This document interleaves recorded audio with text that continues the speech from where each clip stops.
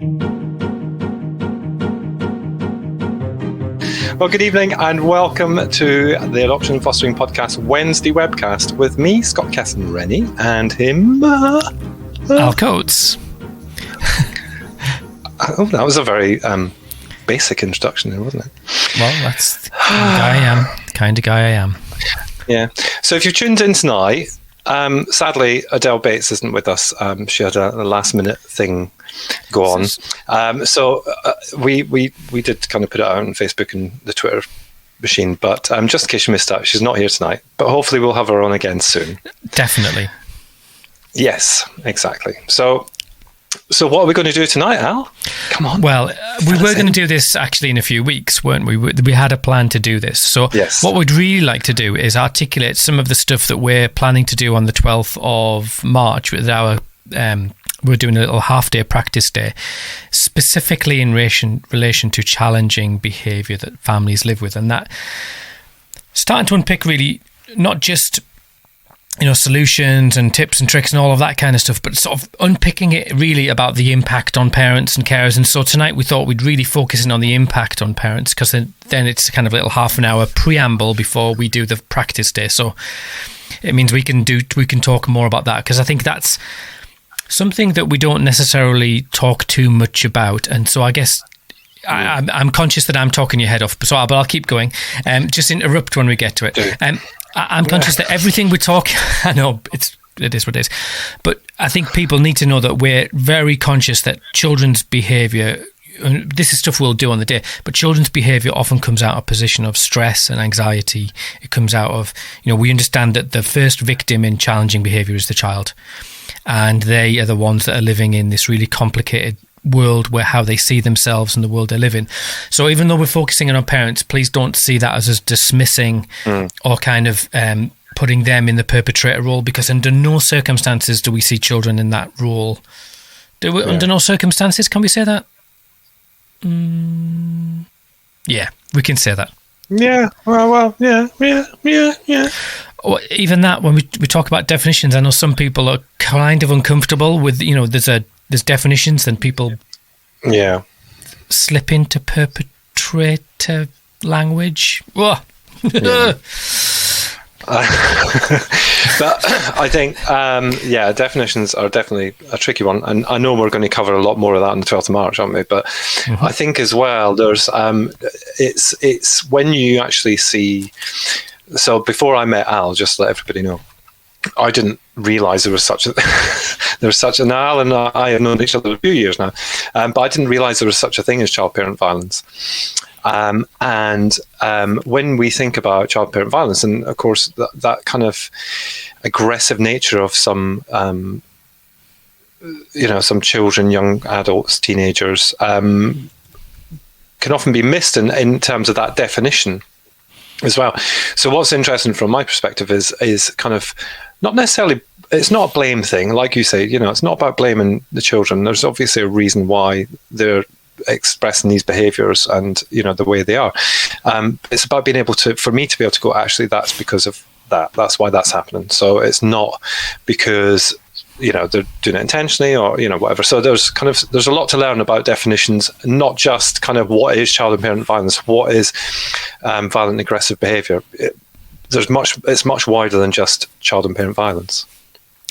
Yeah, and I think it's really interesting to see that that violence is, if you think of aggression is a spectrum from very minor behaviour right through to violence. And I think that often children's behaviour can be on that trajectory towards violence, and at every possible opportunity we've got to try and divert or intervene or turn left or turn right or throw a bucket of cold water over it to stop it. Not over children. Yeah.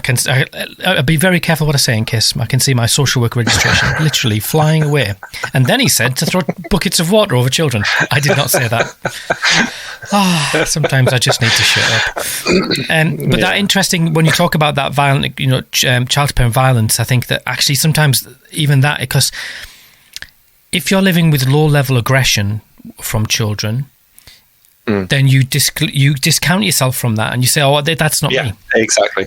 Yeah. That's someone else. That's someone who's living in real extreme, and we've had some of those stories on the podcast.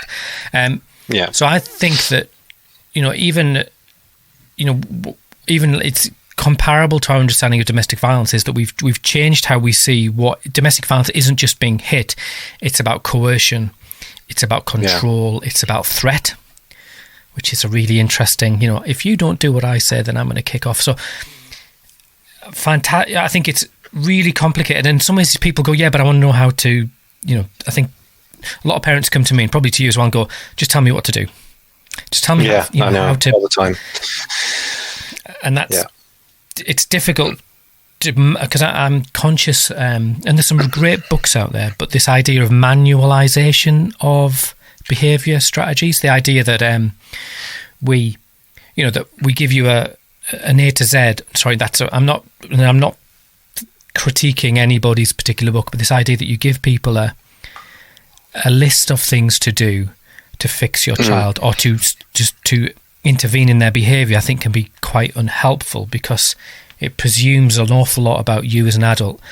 And if you can't meet that standard, that's really problematic. Do you know what I mean? Mm-hmm. Yeah, I agree. And also I can say to somebody, well, and I haven't, thankfully, because I don't feel that I can, because I'm with you on that. There's so much, but every family, every child's different, so the results are going to be different for every kind of strategy that we use. But I think broadly, it's important that we understand the kind of circumstances around the situation that one specific incident might, what may have caused it, was it us that caused it by saying something, doing something, all that sort of stuff. But I think that's where I would start from, rather than say, right, here's 10 things that you should try. Those 10 things, and I've had advice on this, years ago when I thought, actually, I'm going to say this out loud and tell people that this is what we experience. Oh, have you tried this? Have you tried that? And then you go through this phase of trying things and they don't work. And you think, well, so it's very different for everybody. And, the kind of handling techniques and stuff like that, if it's that extreme, which ours was, they made things 10 times worse. Mm-hmm. If we'd just let things go, then, maybe it would have been easier. But, people were telling us to try these kind of handling techniques. And it just, we ended up getting hurt. It's petrol on the fire. Yeah, exactly. Yeah. So, and I think that the day we stopped doing this is just us. This is not, I'm not saying that everybody should try this, but the day that we stopped trying to control it physically, it actually lessened and lessened and lessened and lessened. So that was a massive learn for us. It still happens every now and again, but it's more kind of the verbal aggression now. Thankfully, no more bruising at the moment. That's good. Anyway. That's good. You've raised some really interesting points.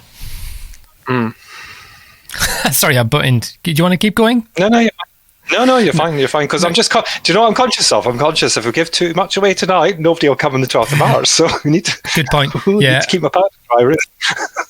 Maybe we should say, and we're going to give our top 5 tips for supporting children's behaviour. And if you do these 5 things, we promise that your child or your life will be transformed. No, we're not going to do that. Yeah. But you raised this really interesting idea for me, is that one of the key takeaways I want for any practitioners out there is this idea that there's often this blame, parents feel incredibly blamed. And I think that practitioners, social work practitioners, have to kind of get their heads around this idea that often there's this really complicated system dynamic where parents are not necessarily to blame for the reasons why children are how they are and how they see the world. However, parents may be pouring petrol on the fire. Yeah. However, telling parents that isn't necessarily going to help. It's about having that wisdom to sort of, I think it's that wisdom to say to parents, this isn't your fault, but the solution probably lies in your hands. And that's quite a different nuance to say you might be the solution, but you need to maybe adjust how you parent to create a different home environment. And I think that manualization is one of the dangers of that, is that I think the impact of violence and aggression on families is that they become a bit wonky and they can start to lose sight of stuff. And I know that in our experiences that some people sort of get tunnel vision. And then if you give them these set of rules, this manual for how to support children's behaviour, it can become like a hammer to beat a child with. Yeah. Like you were talking about that how to physically intervene. But actually, if you look back, and I don't want to make it about the Scott therapy show. No. Not tonight, if you, anyway. If you look back, then perhaps you would see that you were not in the best place to use some of those techniques anyway. Yeah. I am conscious my internet is crap tonight. But it's very bad. I was just going to say, again, so it's a way of keeping people intrigued as to what we're going to talk about on the 12th of March. We're recording it locally, so we'll be able to put it out on a podcast tomorrow. So tomorrow it will be as crystal clear on the podcast. So if people want to listen, that'll be out tomorrow first thing. I apologise. Yeah. These pearls of wisdom that I'm spewing forth. Spewing forth, yes. So, Scott, you've been around, and you've had. I think one of the things from your previous roles and different your experience, you've had loads of contact with lots of different families, and you've seen this firsthand across a whole range of different people. What are your reflections upon the impact of difficult behaviour on families? Well, that's an interesting one because of it, like you say, we speak to people every day. I think there was a point on social media where we started talking about violence from our young people, and I think that was the catalyst for everybody, for others to go, "Oh my days, that's something that I, have an issue with as well." And since then, it's escalated, and I get, probably like you, I get a number of messages, asking for advice, what they should do, etc. And I think that you and I have done a couple of things as well about this kind of thing in person, actually. That time when we used to text each other and talk to people. Yeah. It's amazing. But I think that the biggest change has been that people are talking about it, and Helen Bonnet was one of the catalysts for me in terms of being able to do that, and a lot of others as well, because actually her website is full of kind of resources, materials, and if you don't get anything from it, you can at least get a little bit of validation. And I think that is one of the main things that parents need, is validation. Actually, this does happen. Now, I'm sure there are a very small amount of cases where you could blame the adult for kind of instigating these kinds of things. But I think in the main, I think that there's a lot of people who it shocks when it first happens, and I'm sure between the two of us we could tell many stories of our shocked kind of reactions to this kind of behaviour from any number of our kids. But I think that's kind of the biggest thing, is people are shocked when it first happens and shamed. They feel ashamed. They feel that they've failed as parents. They feel that they've not done their job properly, and they feel that they're to blame as well. And I think that some of the stuff that I've been looking at lately as well, in kind of leading up to the 12th of March, is some of the reactions that they get when they report this kind of behaviour. Because from professionals, let's face it, it's probably gotten better. Yeah, from professionals. I think we can safely say it has gotten better. Yeah. However, there is still a long way to go in the way that we deal with this, and we've still got this thing about being referred to safeguarding, and that's still an issue.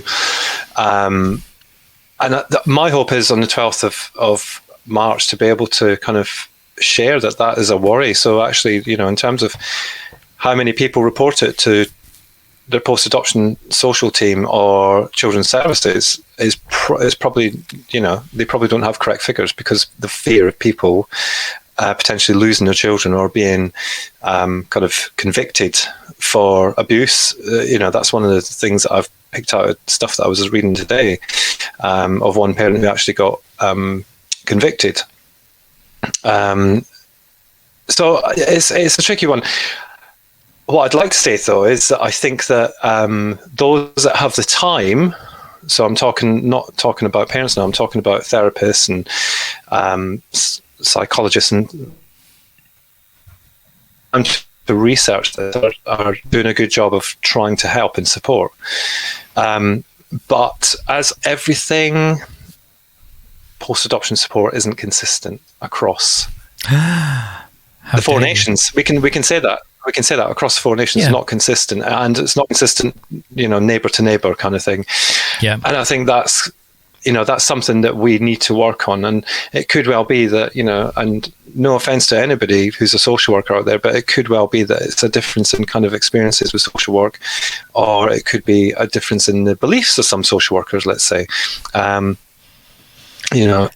think we've gone past that kind of phase, that stage really, where parents are not believed by, especially if they're in adoption, because I'd like to think that adoption social workers are really well trained with this sort of stuff. But that's still out there for some, and it's not consistent.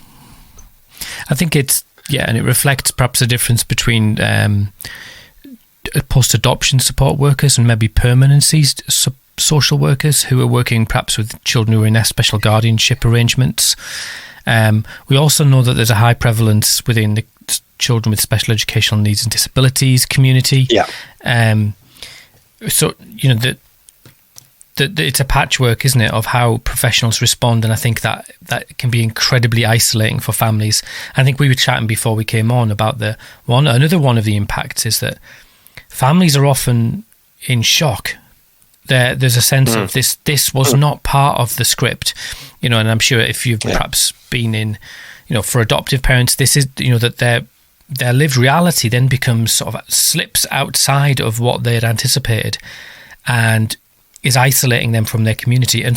Or another example is perhaps special guardians who perhaps, they're in a different time of their life, they're older, or an auntie or uncle, but this wasn't their plan. This wasn't, I'm sure no grandparent, well, I'm a grandparent. It's not my plan to look after my grandchildren. It's my plan to spoil them with sweets and, sugar and things like that. So there's a sense that parents are carrying an awful lot, even before they necessarily get to this behaviour, which then again impacts on their capacity to manage the behaviour. So I think there's this sort of two-handed, there's this constant sort of balancing of what's the impact of the parents' kind of vulnerabilities, their isolation, the impact of loss, the impact of living with adversity. We know that, if you live in an environment where adversity is ongoing, and you'll know families who've been at this for, not 3 or 4 years, but a decade, supporting difficult behaviour. When does that adversity slip into trauma? And then you've got a system that's kind of really struggling to maintain order, and roles are totally disrupted because you've got a parent who's potentially traumatized, and you've got a child who's living perhaps with historic trauma. And then you walk in as a social worker and you go, right, where on earth do I start here? Because it's chicken and egg, isn't it? I mean, I know people who are genuinely unwell because of the adversity that they are finding in their families. Yeah, and that was something I noticed today as well when I was going through some of this stuff. So the survey, because the survey that you did, wasn't it?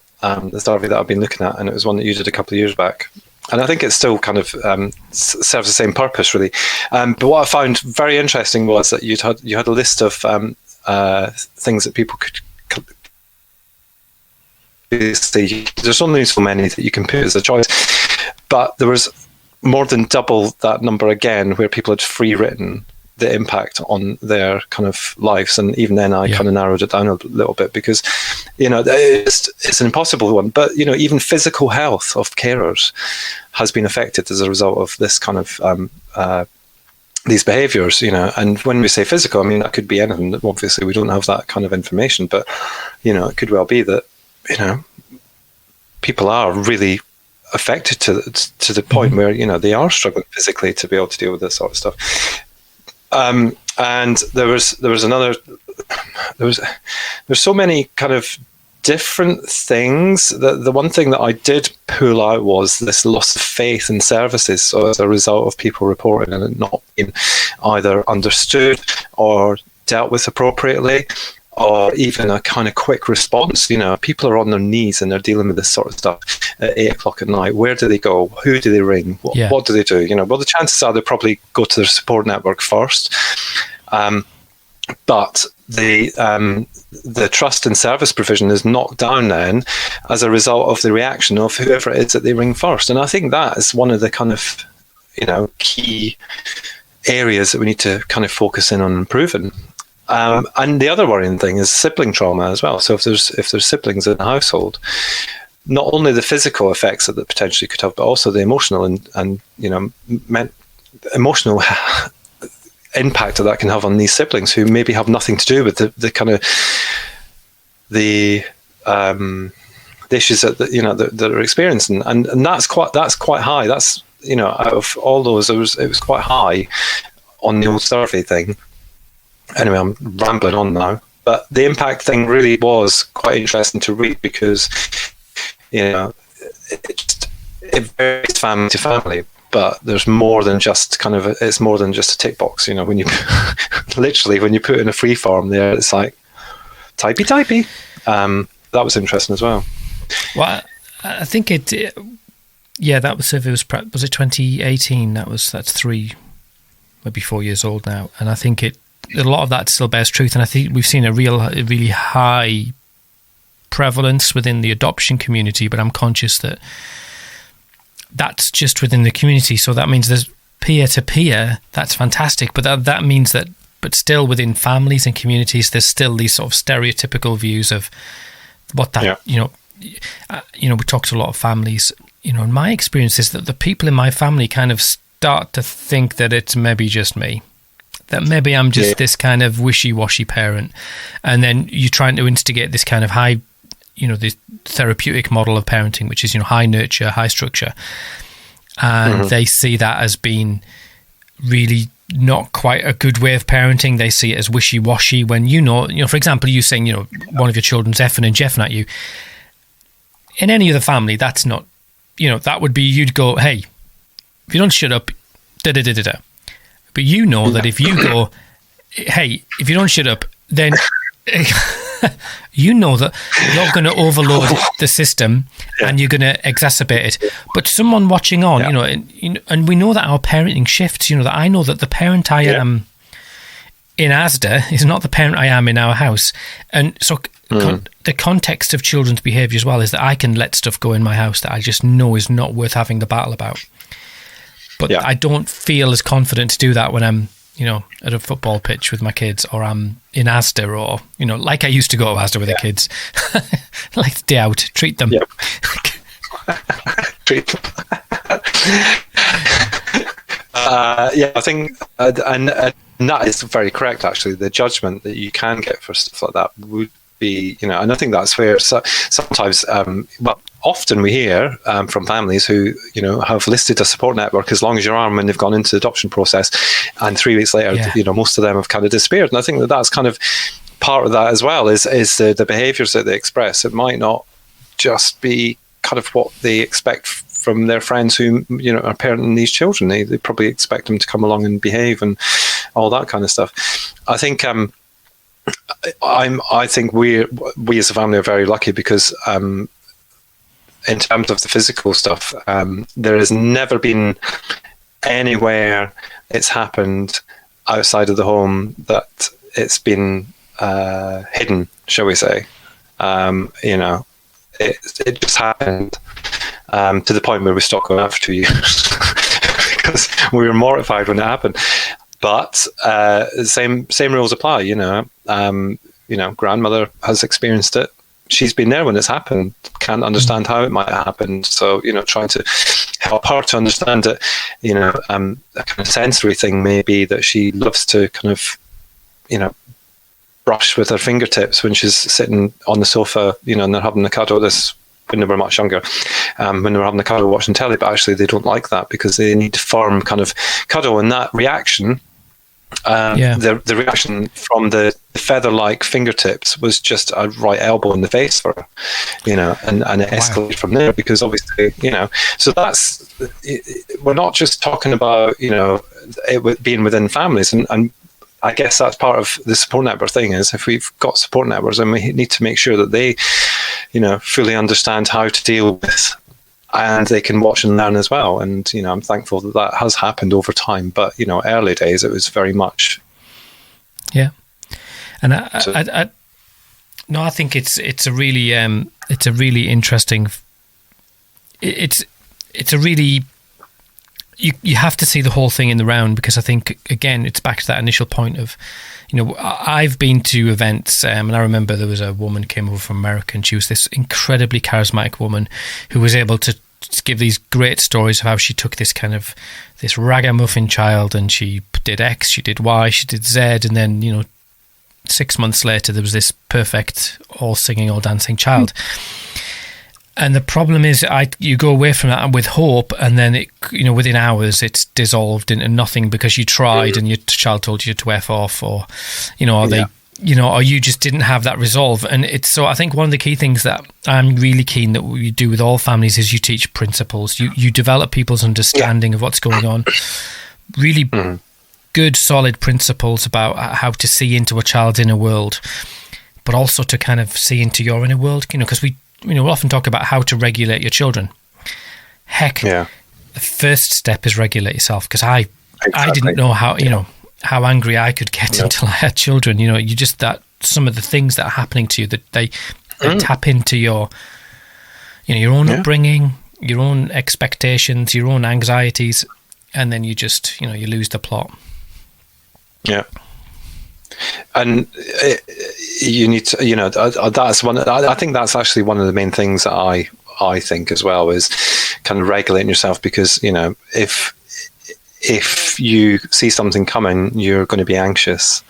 If you don't see it coming and it starts to kind of build, you're going to get anxious. So you're kind of your own regulation is going to be out the window before you even start. So then to go into this situation where neither of you are regulated, and it's something that schools are starting to learn as well. Is about, well, I say schools, not all, but some are starting to understand about regulation for themselves, for teachers. Because teachers dealing with children who have kicked off in the class. Well, if the teacher is, if they're not regulated, then they can't deal with the issue. So it's not about leaving it days and days and days, but it's about kind of, doing something with it. And I think that as parents who experience that, parents and carers who experience that kind of thing, I think they could learn a lot from us, actually, how to deal with it. Good luck with that one. Yeah, exactly.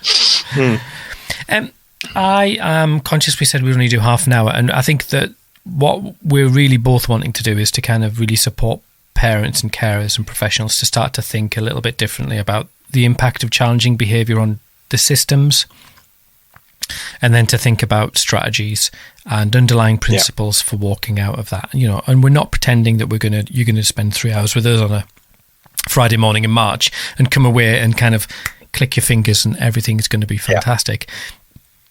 But for me, it's about putting people, getting themselves in a position where they understand what's going on, but then also starting to have some really effective principles that are going to help them start to walk out of that.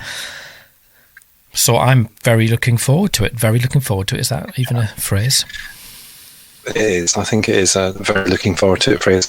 And I think for me as well, it's about being equipped to help look inside your own kind of self and understand what it is that maybe, what you could be not doing better as a parent, because you're not doing anything wrong, but it's how you deal with it when it escalates and how you can maybe equip yourself with just some knowledge before you go into these situations. Because these situations they're always by surprise. Well, majority of the time, not all the time. Sometimes we can see them coming. So, to be able to kind of have a little file in your head to be able to kind of just pull stuff out, click of a fingers is sometimes very useful, and that's what we tend to give you. Excellent. I'm almost excited. No, I am excited. I'm genuinely excited. So are we going to keep the webcasts going for a couple more weeks at least, aren't we? I think that's our plan. I think we didn't plan to start them, but then lockdown happened, so we decided to do them again, didn't we? So we're going to plough on with them for a few weeks, yeah? Yeah, I haven't told you this, but I've booked someone for next week. Oh, fabulous. School exclusions expert. Oh, I say. Yeah. That'll be an interesting one. It will be. So is she an excluder, or is she just an expert? No, she's got some really interesting perspectives on, on the kind of why children. She's kind of someone who's campaigning to see things done differently, and to kind of reduce exclusion, and also about. Sorry, she's not exclusions. I've said the wrong word. School refusal. That's a totally different thing. You do this every week, honestly. Every week. Exclusion, refusal. Yeah, no, same thing. I'm not bringing my A game to the webcasts, am I? Oh, yeah. You're obviously it's a bit late. Anyway, we've gone way over our time, and we've got things to do. So. Yep.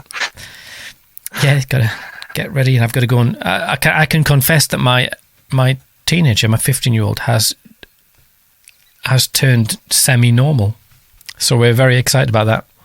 She was caught smiling yesterday and laughing and joking, and was willing to engage in light banter that when no one was offended.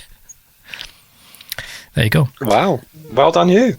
One swallow does not make a swing. And Loana, yes, school refusal, I think, does sound interesting. So she's going to look at stuff around how schools then respond, and how sometimes that can get into, I'm answering a question, how can get into sometimes safeguarding when it's actually about children's mental health. So there you go. So that's next week. Fran. Yeah. Excellent. So, well, I'm going to say goodbye. Au revoir. Bon Jovi. Anchovy.